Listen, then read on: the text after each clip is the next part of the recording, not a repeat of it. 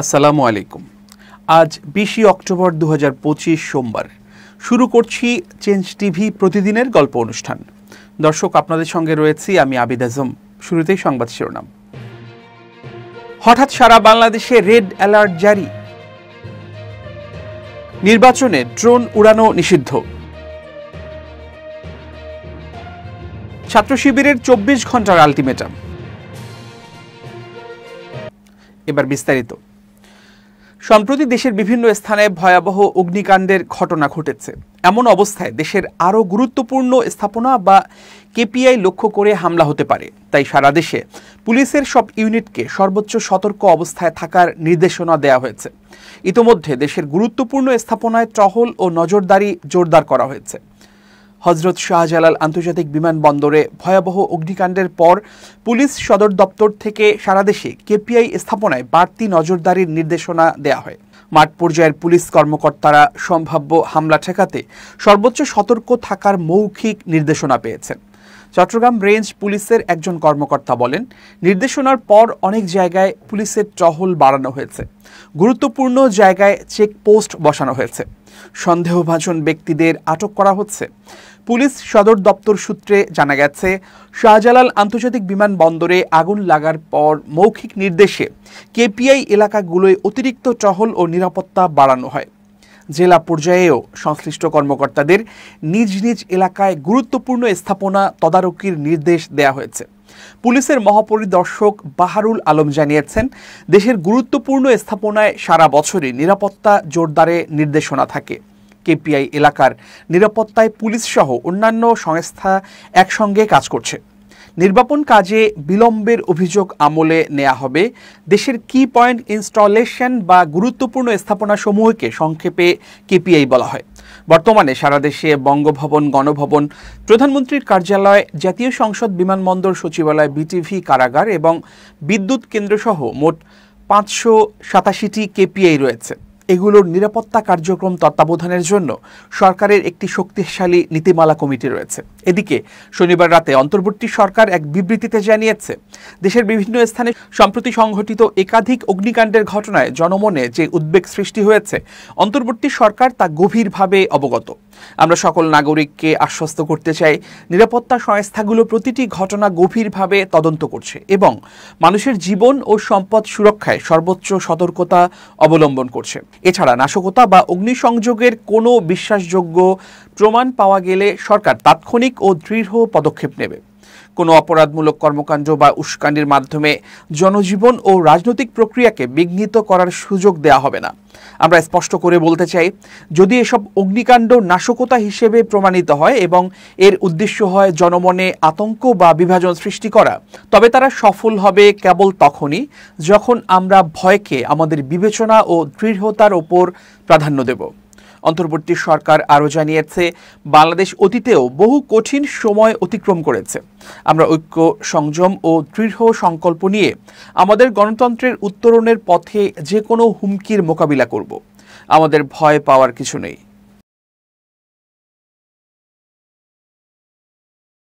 ফেব্রুয়ারিতে ত্রয়োদশ জাতীয় সংসদ নির্বাচন ঘিরে একে একে প্রস্তুতি গুছিয়ে নিচ্ছে নির্বাচন কমিশন। তারই অংশ হিসেবে নির্বাচনে সব ধরনের ড্রোন ওড়ানো নিষিদ্ধ ঘোষণা করার সিদ্ধান্ত নেওয়া হয়েছে। এ বিষয়ে 4টি কারণ সামনে এনেছে সংস্থাটি। ইসির নির্বাচন উপসচিব মোহাম্মদ মনির হোসেনের তৈরি করা এক প্রতিবেদন থেকে এ তথ্য জানা গেছে। ইতোমধ্যে বিষয়টি নিয়ে আইন শৃঙ্খলা রক্ষাকারী বাহিনীর সঙ্গে আলোচনাও হয়েছে। প্রতিবেদন অনুযায়ী ড্রোন ব্যবহার নিষিদ্ধ করার উল্লেখযোগ্য কারণগুলোর মধ্যে একটি হল গোপনীয়তা লঙ্ঘন হতে পারে। ড্রোনের মাধ্যমে ব্যক্তিগত স্থান, অফিস, ভোটকক্ষ নজরদারির মাধ্যমে ভোটারের গোপনীয়তা লঙ্ঘনের শঙ্কা রয়েছে। দ্বিতীয়টি হল অননুমোদিত ড্রোনগুলো বিপজ্জনক বস্তু বা বিস্ফোরক বহন করতে পারে, যা নিরাপত্তার ঝুঁকি সৃষ্টি করতে পারে। আইন ও বিধি লঙ্ঘনের ঝুঁকি তৈরি হতে পারে, কেননা দেখা গেছে ড্রোন ব্যবহারের জন্য যে নিয়ম ও বিধি রয়েছে তা অনেকেই অনুসরণ করেন না। এছাড়া ড্রোন ব্যবহারের মাধ্যমে ভোটারের ভোটদানের ছবি বা ভিডিও ধারণ করে তা অপব্যবহার করতে পারে। প্রতিবেদনে আরও বলা হয়েছে, বর্তমানে নির্বাচনের সার্বিক প্রস্তুতিমূলক কার্যক্রম চলমান রয়েছে। এ সংক্রান্ত কার্যক্রম শান্তিপূর্ণভাবে সম্পন্নের লক্ষ্যে জেলা উপজেলা পর্যায়ে নির্বাচন অফিসে নিরাপত্তা বিধান জরুরি। দ্বাদশ জাতীয় সংসদ নির্বাচনে সশস্ত্র বাহিনী থেকে স্ট্রাইকিং ফোর্স মোতায়েন করা হয়েছিল। আগামী জাতীয় সংসদ নির্বাচনেও বিস্তারিত আলোচনা করে ভোটকেন্দ্রে ও নির্বাচনী এলাকায় ফোর্স মোতায়েন সহ এ বিষয়ে পরিকল্পনা প্রণয়ন করা হবে। নির্বাচন পূর্ব ও নির্বাচন পরবর্তী সময়ে বহিরাগত প্রভাবশালী ও অবৈধ অনুপ্রবেশকারীদের বিরুদ্ধে আইনানুগ ব্যবস্থা নেওয়া হবে। বিগত নির্বাচনের মতো আসন্ন জাতীয় সংসদ নির্বাচনেও রাঙামাটি, বান্দরবান ও খাগড়াছড়ি পার্বত্য জেলায় নির্ধারিত ভোটকেন্দ্রগুলোতে বিভিন্ন কাজে হেলিকপ্টার ব্যবহার করা হবে। নোয়াখালী সদর উপজেলায় বাংলাদেশ ইসলামী ছাত্র শিবির আয়োজিত কোরআন প্রশিক্ষণ প্রোগ্রামে হামলার ঘটনায় ক্ষোভ প্রকাশ করেছে ছাত্র শিবির। এ ঘটনায় তারা সরকারকে 24 ঘন্টার মধ্যে দায়ী হামলাকারীদের গ্রেপ্তারের আলটিমেটাম দিয়েছে। ছাত্র শিবিরের কেন্দ্রীয় সভাপতি জাহিদুল ইসলাম তার ব্যক্তিগত ভেরিফাইড ফেসবুক অ্যাকাউন্টে এক স্ট্যাটাসে দাবি করেন, স্থানীয় বিএনপি ও যুবদলের সন্ত্রাসীরা এই হামলা চালিয়েছে। তিনি বলেন, নব্য ফ্যাসিস্ট ও কোরআন বিদ্বেষী রাজনীতি নোয়াখালী সদরে আমাদের কোরআন প্রশিক্ষণ প্রোগ্রামে হামলা চালিয়েছে। শিক্ষার্থীদের রক্তাক্ত করা হয়েছে। অসভ্যতারও একটা সীমা থাকা উচিত। তিনি আরও বলেন, 36 জুলাই পরবর্তী বাংলাদেশে কোনো ফ্যাসিবাদী কার্যক্রম এই প্রজন্ম সহ্য করবে না। আওয়ামী চরিত্রের চাঁদাবাজ, দখলদার ও সন্ত্রাসীদের রাজনীতি আর চলবে না। আমরা দেশের আইনের প্রতি শ্রদ্ধাশীল। আগামী 24 ঘন্টার মধ্যে হামলাকারীদের গ্রেপ্তার করতে হবে, নতুবা সরকারকে দায় নিতে হবে। নোয়াখালী জেলা ছাত্র শিবিরের প্রচার সম্পাদক ফজলে রাব্বি জানান, শনিবার কাশেম বাজার জামে মসজিদে আয়োজিত দারসুল কোরআন প্রোগ্রামে কিছু যুবদল নেতার নেতৃত্বে হামলা চালানো হয়। রোববার আসরের নামাজের পর একই মসজিদে পুনরায় কর্মসূচি শুরু করলে বিএনপি ও অঙ্গ সংগঠনের নেতাকর্মীরা মসজিদে ছাত্র শিবিরের নেতাকর্মীদের উপর হামলা চালায়। পরে মসজিদে তালা মেরে তাদের অবরুদ্ধ করে রাখা হয়। হামলায় অন্তত 25 জন নেতাকর্মী আহত হন। এর মধ্যে 16 জন গুরুতর আহত, যার মধ্যে নোয়াখালী শহর ছাত্র শিবিরের অফিস সম্পাদক তানভীর সিয়াম, আইন সম্পাদক নাইম হোসেন, শিবিরের সাথী সালাউদ্দিন ও কেরামাতিয়া মাদ্রাসার ছাত্র শিবিরের সভাপতি আরাফাত আলী রয়েছেন। রাশিয়ার তেল ক্রয়কে কেন্দ্র করে ভারতের উপর ক্ষুব্ধ মার্কিন প্রেসিডেন্ট ডোনাল্ড ট্রাম্প। তিনি বরাবরই এ থেকে ভারতকে সরে আসার আহ্বান জানিয়ে আসছেন। সর্বশেষ এয়ারফোর্স ওয়ানে সাংবাদিকদের তিনি জানান, এ বিষয়ে ভারতের প্রধানমন্ত্রী নরেন্দ্র মোদীর সঙ্গে কথা হয়েছে তার। ট্রাম্প জানিয়েছেন, রাশিয়ান তেল ক্রয় সীমিত করবেন বলে তাকে জানিয়েছেন মোদী। তবে তার কথা না মানলে ভারতের বিরুদ্ধে কঠোর পদক্ষেপ গ্রহণেরও ঘোষণা দিয়েছেন মার্কিন প্রেসিডেন্ট। সোমবার ভারতীয় সংবাদ মাধ্যম এনডিটিভির খবরে বলা হয়েছে, ট্রাম্প গত সপ্তাহে যা বলেছিলেন তা পুনর্ব্যক্ত করে বলেন, আমি ভারতের প্রধানমন্ত্রী মোদীর সঙ্গে কথা বলেছি এবং তিনি বলেছেন যে রাশিয়ান তেল কেনার জন্য মস্কোর সঙ্গে কোনো চুক্তি করবেন না তিনি। প্রতিবেদনে বলা হয়েছে, নয়াদিল্লি তার শর্তাবলীতে সম্মত না হলে এবং রাশিয়া থেকে তেল আমদানি বন্ধ না করলে ভারতীয় পণ্যের ওপর ব্যাপক শুল্ক আরোপের হুমকি দিয়েছেন ডোনাল্ড ট্রাম্প। এর আগে গত সপ্তাহে ট্রাম্পের দাবি প্রত্যাখ্যান করে ভারত। ভারতের এমন অবস্থান সম্পর্কে প্রশ্নের প্রেক্ষিতে ট্রাম্প বলেন, কিন্তু যদি তারা এমনটি বলতে চায় তাহলে তারা কেবল বিশাল শুল্ক আরোপ পেতে থাকবে এবং তারা তা করতে চায় না। 2022 সালে ইউক্রেনে রুশ আক্রমণের জন্য পশ্চিমা দেশগুলো রাশিয়া থেকে তেল ক্রয় বন্ধ করে এবং মস্কোর উপর নিষেধাজ্ঞা আরোপ করে। এরপর রাশিয়ার তেলের দাম ও অংশীদার কমে যাওয়ায় সে সুযোগ ভারত কাজে লাগায় এবং রাশিয়ান তেলের সবচেয়ে বড় ক্রেতা হয়ে ওঠে দেশটি। ওয়াশিংটন ইতোমধ্যে ভারতীয় রপ্তানি পণ্যে 50% শুল্ক আরোপ করেছে। ট্রাম্প বরাবর বলেছেন, নয়াদিল্লি মস্কোর সঙ্গে অপরিশোধিত বাণিজ্য বন্ধ না করলে ভারতের উপর এই শুল্ক বহাল থাকবে। এছাড়া এটি বৃদ্ধিও পাবে।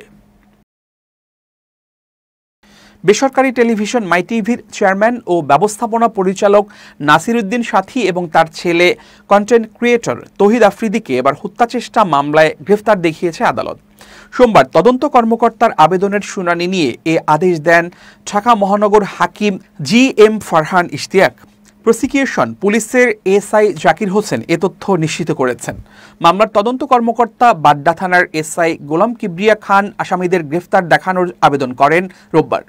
আদালত আসামিদের উপস্থিতিতে শুনানির জন্য আজ সোমবার দিন ঠিক করেন। শুনানিতে আসামিদের উপস্থিতিতে আদালত তাদের গ্রেফতার দেখানোর আদেশ দেয়। মামলার বিবরণে বলা হয়েছে, সরকার পতনের আন্দোলনের সময় 20 জুলাই মধ্য বাড্ডার ইউলুপ এলাকায় আন্দোলনকারীদের উপর হামলা গুলিবর্ষণ করা হয়। সে সময় গুলিবিদ্ধ হয়ে দুর্জয় নামের এক ব্যক্তির 2 চোখ অন্ধ হয়ে যায়। এছাড়া মাথায় গুরুতর আঘাতও পান তিনি। ওই সময় তাকে মৃত ভেবে রাস্তায় ফেলে রাখা হয়। পরে পথচারীরা তাকে AMZ হাসপাতালে নিয়ে যায়। সেখানকার কর্তব্যরত চিকিৎসক জাতীয় চক্ষু বিজ্ঞান ইনস্টিটিউট ও হাসপাতালে তাকে পাঠিয়ে দেয়। পরে উন্নত চিকিৎসার জন্য সম্মিলিত সামরিক হাসপাতালে চিকিৎসা নেন দুর্জয়। এ ঘটনায় গত বছরের 20 নভেম্বর সাবেক প্রধানমন্ত্রী শেখ হাসিনা সহ 90 জনের নামে বাড্ডা থানায় মামলা করেন দুর্জয়। প্রসঙ্গত, গত 17 আগস্ট গুলশান থেকে নাসিরউদ্দিন সাথীকে গ্রেফতার করে ডিবি পুলিশ। গ্রেফতারের পর ঢাকার যাত্রাবাড়িতে আসাদুল হক বাবু হত্যা মামলায় তাকে 5 দিনের রিমান্ডে পাঠায় আদালত। রিমান্ড শেষে 23 আগস্ট তাকে কারাগারে পাঠানো হয়। এছাড়া 24 আগস্ট বরিশাল থেকে তৌহিদ আফ্রিদিকে গ্রেফতার করে সিআইডি পুলিশ। পরদিন তার 5 দিনের রিমান্ড মঞ্জুর হয়। রিমান্ড শেষে 30 আগস্ট তাকে কারাগারে পাঠানো হয়। এবার বাবা ও ছেলেকে জুলাই আন্দোলনের এ মামলায় গ্রেফতার দেখানো হলো।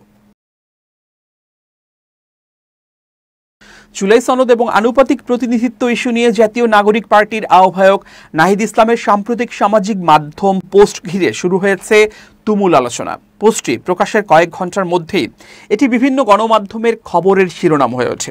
নাহিদ ইসলাম তার পোস্টে দাবি করেন, তথাকথিত আনুপাতিক প্রতিনিধিত্ব আন্দোলন আসলে ছিল একটি পরিকল্পিত রাজনৈতিক প্রতারণা, যার সূত্রপাত ঘটায় জামাত ইসলামী।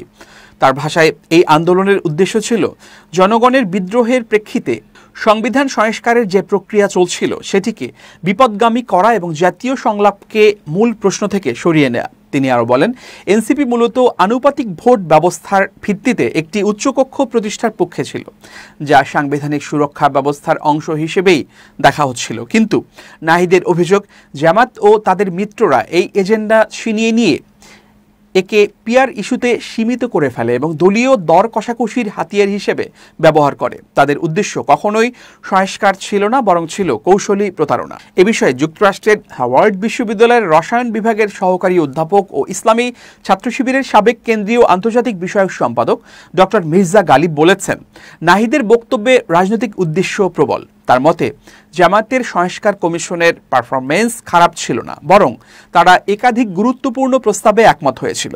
উদাহরণ দিতে গিয়ে তিনি বলেন, জামাত উচ্চকক্ষে আনুপাতিক প্রতিনিধিত্ব, সংবিধান সংশোধনের ক্ষেত্রে 2/3 ভোটের বাধ্যবাধকতা, নারী কোটা বৃদ্ধি, দলীয় প্রধান ও প্রধানমন্ত্রীর পদ থেকে পৃথক রাখার প্রস্তাব, এসব সংস্কার প্রস্তাবে সম্মতি জানিয়েছিল।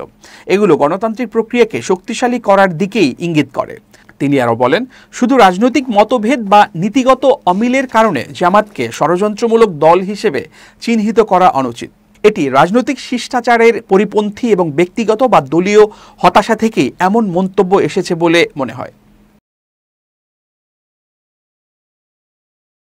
এবার খুব জরুরি 1 মিনিট জানাচ্ছেন ইউনেস্কো ক্লাব পুরস্কার বিজয়ী সাংবাদিক আমিরুল মোমিনিন মানিক।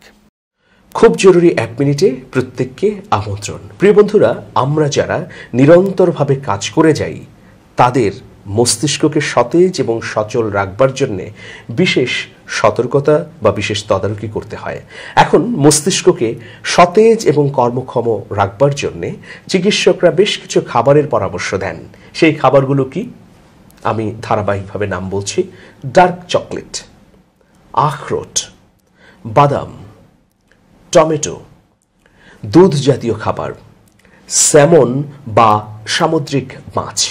এই খাবারগুলো যদি আপনি গ্রহণ করেন তাহলে আপনার মস্তিষ্ক সচল রাখতে সহায়তা করবে। পাশাপাশি শাক জাতীয় খাবারের মধ্যে পালং শাক অত্যন্ত কার্যকরী মস্তিষ্ককে উদ্দীপনাময় রাখতে। প্রিয় বন্ধুরা, আসুন আমরা খাদ্যাভ্যাস গড়ে তুলি এবং মস্তিষ্ককে সচল রেখে আমাদের প্রয়োজনীয় বেশি বেশি কাজ করি। সবাই ভালো থাকবেন, শুভেচ্ছা নিরন্তর। এবার দেশের বাইরের খবর। কানাডা থেকে রেকর্ড সংখ্যক ভারতীয় নাগরিক ফেরত পাঠানো হচ্ছে, যা আন্তর্জাতিক পরিপ্রেক্ষিতে নজর কেড়েছে। চলতি বছর দেশটিতে থাকা বহু ভারতীয় নাগরিককে জোরপূর্বক দেশে ফেরত পাঠানো হয়েছে। এই ঘটনা কানাডার অভিবাসন নীতি এবং বিদেশি অপরাধীদের দ্রুত ফেরত পাঠানোর পদক্ষেপের সঙ্গে যুক্ত। চলতি বছরের 28 জুলাই পর্যন্ত কানাডা থেকে 1891 জন ভারতীয় নাগরিককে ফেরত পাঠানো হয়েছে। গত বছরের পুরো বছরের তুলনায় সংখ্যাটি প্রায় সমান হলেও 2019 সালের 625 জনের সঙ্গে তুলনা করলে এটি কয়েক গুণ বৃদ্ধি নির্দেশ করে। মূলত কানাডা সরকার বিদেশি অপরাধী এবং অবৈধভাবে অবস্থান করা ব্যক্তিদের দ্রুত ফেরত পাঠানোর প্রক্রিয়াকে আরও কার্যকর করার জন্য এই পদক্ষেপ নিয়েছে। এছাড়া আশ্রয় প্রার্থীদের মধ্যে ভারতীয় নাগরিকরাই সবচেয়ে বেশি, যারা দেশের অভিবাসন নীতিমালা অনুযায়ী ফেরত পাঠানোর তালিকায় রয়েছেন। কানাডিয়ান বর্ডার সার্ভিসেস এজেন্সি এর তথ্য অনুযায়ী মেক্সিকানদের পর দ্বিতীয় স্থানে রয়েছেন ভারতীয় নাগরিকরা। 2025 সালের জুলাই পর্যন্ত মেক্সিকোর 2678 জন নাগরিককে ফেরত পাঠানো হয়েছে। তৃতীয় স্থানে কলম্বিয়া, 981 জন। সম্প্রতি টরন্টোতে কানাডার প্রধানমন্ত্রী মার্ক কার্নি জানিয়েছেন, বিদেশি অপরাধীদের দেশে ফেরত পাঠানোর প্রক্রিয়াকে দ্রুত ও কার্যকর করতে সরকার নানা সংস্কার আনছে। 10 অক্টোবর পিল রিজিওনাল পুলিশ জানিয়েছে তারা সিবিএসএ এবং পিল ক্রাউন অ্যাটর্নি অফিসের সঙ্গে যৌথভাবে কাজ করছে। এর আগে ডাকচুরি মামলায় 8 ভারতীয় নাগরিককে গ্রেপ্তার করা হয়েছে, যাদের বিরুদ্ধে 450টির বেশি চিঠি চুরির অভিযোগ আছে। গ্রেপ্তার ব্যক্তিরা হলেন সুমনপ্রীত সিং, গুরদীপ চাঠা, জশনদীপ জাটানা, হারমান সিং, জাশনপ্রীত সিং, মানরূপ সিং, রাজবীর সিং ও উপিন্দরজিৎ সিং। ফেরত পাঠানোর অপেক্ষায় বর্তমানে প্রায় 6837 জন ভারতীয় নাগরিক রয়েছেন। তাদের সঙ্গে মেক্সিকোর 5170 জন এবং যুক্তরাষ্ট্রের 1734 জন নাগরিকও তালিকাভুক্ত। মোট 30,733 জনের ফেরত পাঠানোর প্রক্রিয়া চলছে, যার মধ্যে প্রায় 27,000ই আশ্রয় প্রার্থী। বিশ্লেষকদের মতে 2019 সাল থেকে কানাডায় ভারতীয়দের অভিবাসন প্রবণতা বেড়েছে, তবে আশ্রয় আবেদন প্রত্যাখ্যান এবং অপরাধমূলক কর্মকাণ্ডে জড়িত থাকার কারণে ফেরত পাঠানোর ঘটনা ত্বরান্বিত হয়েছে। রাজনৈতিকভাবে সংবেদনশীল বিদেশি অপরাধী ইস্যুটি এখন কানাডা সরকারের নতুন অগ্রাধিকার হিসেবে দেখা হচ্ছে। প্রিয় দর্শক, শেষ করছি প্রতিদিনের গল্পের আজকের গল্প। changetv.press বাংলাদেশের ইউটিউব জার্নালিজমের অগ্রদূত। ভিজিট করুন এর ওয়েবসাইট www.changetv.press, youtube.com/changetvpress এবং সাবস্ক্রাইব করুন চ্যানেলটি। নিয়মিত লাইক, কমেন্ট ও শেয়ার করে আপডেট রাখুন নিজেকে। ভালো থাকুন, নিরাপদে থাকুন। শুভেচ্ছা নিরন্তর। changetv.press, এক ফোঁটা হলুদ নেই।